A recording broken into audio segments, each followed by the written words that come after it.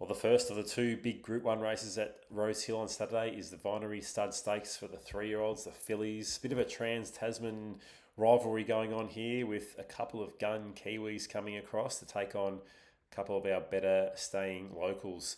A bit of a recent trend with New Zealand dominance. You had Orchestral and Prowess, two of the past three winners that have come over from New Zealand. Of course, Treasure of the Moment in 2025. So the two big names are I Hope He Wins. This is she, but I Hope He Wins. And she comes off a win in the New Zealand Oaks. That was an amazing run, just came from well back and absolutely rattled home. Looks to be a bit of a star. That was 2,400 metres.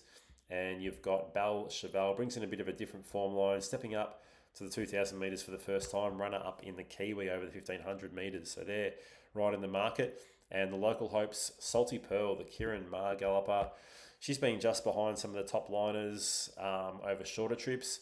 She did smash her rivals in a Vobis race at Caulfield and produced a pretty strong figure that day as well. It's just too good for them, brain them. She's getting out to the 2,000 metres. And the other one is Panova, another Chris Waller galloper. Took a bit of time to get going at her last prep. It was really impressive at Flemington, the Carbine Club Stakes, 1,600 metres.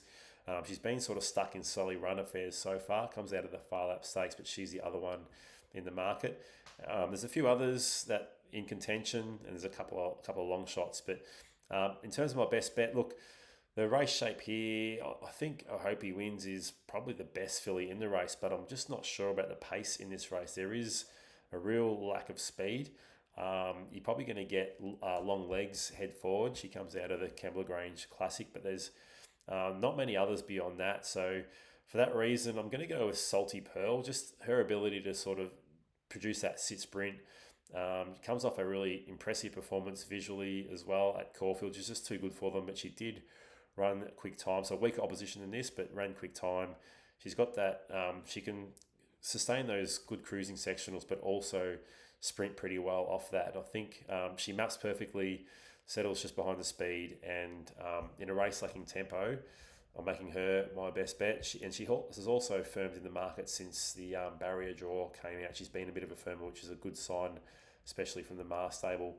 If you're looking for something at a bit of value outside of those first four in the market, probably long legs. So it's got a bit of a class jump.